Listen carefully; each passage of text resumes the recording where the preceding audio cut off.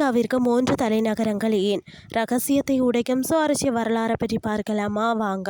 உலகின் 3 தலைநகரங்கள் கொண்ட ஒரே ஒரு நாடு என்ற பெருமையை பெற்றுள்ளது தான் சட்டம், நிர்வாகம், நிதித்துறை அதிகாரங்கள் கேப் டவுன், பிரிட்டோரியா, ப்ளூம்ஃபோன்டைன் நகரங்களுக்கு பகிரப்பட்டுள்ளது. இது அதிகாரம் ஒரே இடத்துல குவியாமல் தடுக்கிறது. அதாவது நிறவெறிக்கு பெயர் பெற்று விளங்கி பின்னர் அடியோடு ஒழிக்கப்பட்ட இயற்கை வளம், பழமொழி பேசும் மக்கள், விலங்குகள் வாழும் காடுகள் என தற்போது சிறந்து விளங்கக்கூடிய வானவில் நாடு என்று போற்றப்படும் தென்னாப்பிரிக்கா உலகில் 3 தலைநகரங்களை கொண்ட ஒரே ஒரு நாடு என்ற சிறப்பையும் பெற்றுள்ளது. அந்த வகையில் தான் 3 தலைநகரங்கள் இருப்பதற்கான காரணங்களும் அந்த நகரங்களின் சிறப்புகள் குறித்து நாம் இன்றைக்கு பார்க்கலாம். அரசாங்கத்தின் முக்கிய 3 தூண்களாக சட்டம் இயற்றுதல், நிர்வாகம் மற்றது நிதித்துறை இருக்கிறது. பெரும்பாலான நாடுகள் அந்த நாட்டின் தலைநகரமாக ஒரு நகரை தேர்ந்தெடுத்து அந்த நகரில் இந்த 3 துறைகளையும் செயல்படுத்தி இருக்கும். ஆனால் ஆட்சியும் அதிகாரமும் நாட்டின் ஒரே பகுதியில் குவிந்து விடக்கூடாது என்ற காரணத்தின் அடிப்படையில் தென்னாப்பிரிக்கா இந்த 3 துறைகளுக்கும் 3 நகரங்களை தலைநகரங்களாக கொண்டிருக்கிறதா.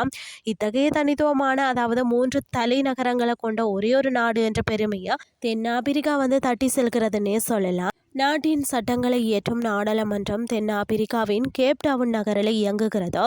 இங்கு சட்ட திருத்தங்களை மேற்கொள்வது, மக்கள் பிரதிநிதிகளின் விவாதங்கள் போன்ற நாடாளுமன்ற நடவடிக்கைகள் அனைத்தும் இந்த நகரத்திலேயே மேற்கொள்ளப்படுகிறதா. பிரிட்டோரியாவில் அரசாங்கத்தின் மைய அலுவலகங்களும் அமைச்சரவையும் அமைந்துள்ளதால் தென்னாப்பிரிக்கா நாட்டின் ஜனாதிபதி தனது முதன்மையான நிர்வாக பணிகளை இந்த நகரத்தில் இருந்து கவனிக்கிறாராம்.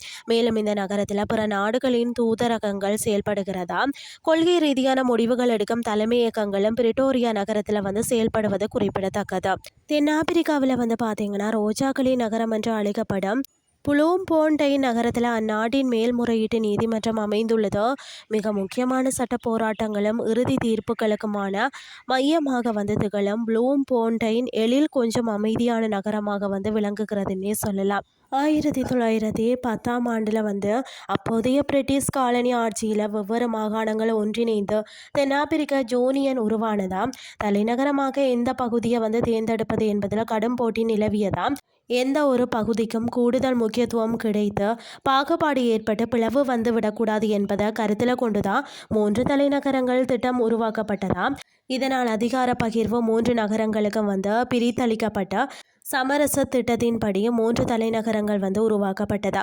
தென்னாப்பிரிக்காவின் சிறந்த தலைநகரான நெல்சன் மண்டேலா தலைமையில் 1994ஆம் ஆண்டு தலைநகரங்கள் திட்டம் உருவாக்கப்பட்டது.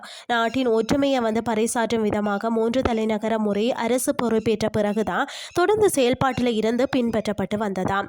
அதாவது தென்னாப்பிரிக்காவின் மிகவும் சக்தி வாய்ந்த அரசியலமைப்பு நீதிமன்றம் தான் ஜோகன்னஸ்பர்க் நகரில் அமைந்துள்ளது. மிகப்பெரிய நகரான ஜோகன்னஸ்பர்க் தலைநகர பட்டியலில் இல்லை என்றாலும் அந்த நாட்டின் வர்த்தக நகரமாக செயல்பட்டு வருவது குறிப்பிடத்தக்கது. நாட்டின் அனைத்து பகுதிகளுக்கும் முக்கியத்துவம் அளிக்கும் வகையில் தான் அதிகாரங்கள் தென்னாப்பிரிக்காவில் பரவலாக்கப்பட்டுள்ளதா. அதன் காரணமாக தான் 3 தலைநகரங்கள் செயல்படுகிறது. உலக வரலாற்றிலேயே மிக விசித்திரமான நிர்வாக முறையை கொண்ட தென்னாப்பிரிக்காவின் அதிகார பகிர்வு மற்றும் அதன் 3 தலைநகரங்களின் தனித்துவமான சிறப்புகளை தெளிவாக புரிந்து கொண்டு அரசியல் மற்றும் பொது அறிவு செய்திகளை புதிய பார்வையை பெறலாம். இன்றைய கிறிஸ்டி உங்களுக்கு பிரயோசனமாக அமைஞ்சிருக்கும் என்று சொல்லி நானும் நம்புகிறேன். இதே மாதிரி மற்றும் ஒரு கிறிஸ்டின் வேலைக்கு உங்களை சந்திக்கிறேன். நன்றி.